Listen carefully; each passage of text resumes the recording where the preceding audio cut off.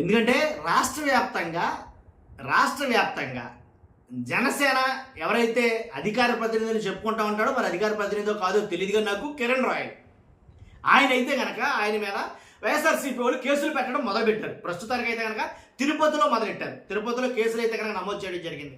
ఎందుకని నేను మీకు చెప్పనవసరం లేదు విడమర్చి, ఎందుకంటే పదే పదే చెప్పుకోవడానికి అది అంత కరెక్ట్ కూడా కాదని అడిగితే జగన్మోహన్ రెడ్డి గారి పుట్టుక గురించి అయితే కనుక చాలా దారుణంగా అసభ్యంగా మాట్లాడినటువంటి కొన్ని వ్యాఖ్యల మీద ఆయన మాట్లాడిన మాటల మీద చాలా దుమారం అయితే రేగింది. వైఎస్ఆర్సీపీ వాళ్ళు మహా దారుణంగా అయితే కనుక ఆయన మీద విరుచుకుపడుతున్నారు.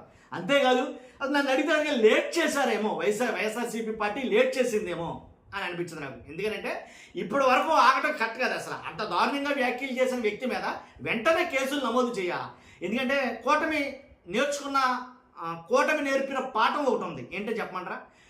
అది చెప్తారు. చెప్పే ముందు నా రిక్వెస్ట్ ఉందండి. ఏంటంటే రాష్ట్ర ప్రజలందరికీ వాస్తవాలు తెలియాలి కాబట్టి మీ బాధ్యతకి మీరు లైక్ చేయండి. మీరు లైక్ చేస్తే ఎక్కువ మందికి ఇన్ఫర్మేషన్ షేర్ అవుతుంది.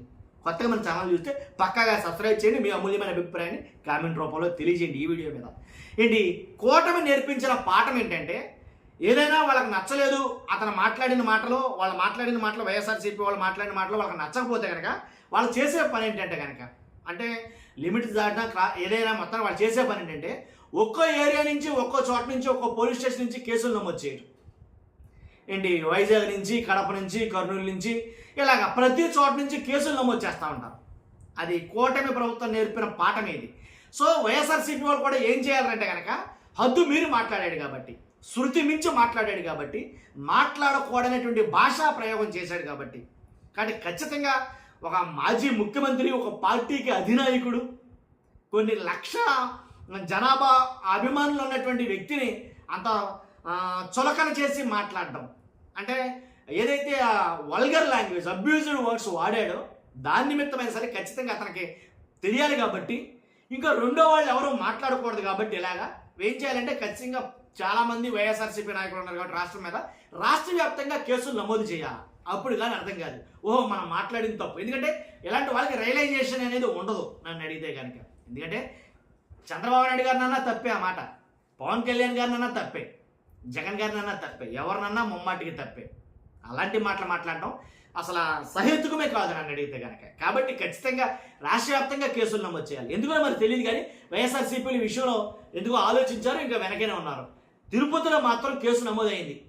మరి అది స్టార్టింగ్ అక్కడి నుంచే నమోదు చేస్తారు. మరి మిగిలిన చోట్ల కేసులు నమోదు అవుతాయో లేదో చూడాలి.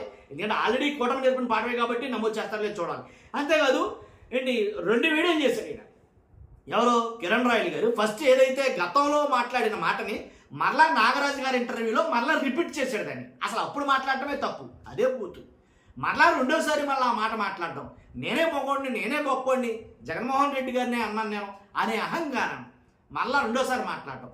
అది కాదు తగుదినమ్మా అంటూ మళ్ళీ మూడోసారి మళ్ళీ దాన్ని రిపీట్ చేస్తూ వైఎస్ఆర్సీపీ సోషల్ మీడియా పేటీఎం గాళ్ళ గురించి ఇలాగ మాట్లాడుతూ కొన్ని మాటలైతే కనుక మళ్ళీ మాట్లాడడం జరిగింది. అధికారంలో లేనప్పుడే నేను మాట్లాడాను జగన్ గారిని అన్నాను, ఇప్పుడు అంటమేముంది అన్నట్టుగా ఆయన మాట్లాడిన మాటలు మీరు చూస్తే మీకు అర్థమవుతుంది ఆ వీడియోలు. కాబట్టి అవసరమైతే 2 వీడియోలు పెట్టడానికి ట్రై చేస్తాను నేను.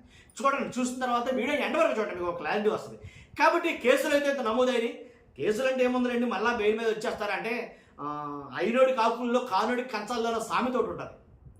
కూటమి దరుపున ఎవరికైనా వాళ్ళని కేసులో పెట్టాలంటే కనుక వాళ్ళకి వితిన్ 24 అవర్స్లో స్టేషన్ బెయిల్ ఇచ్చి బయటకు వచ్చేస్తా ఉన్నారు.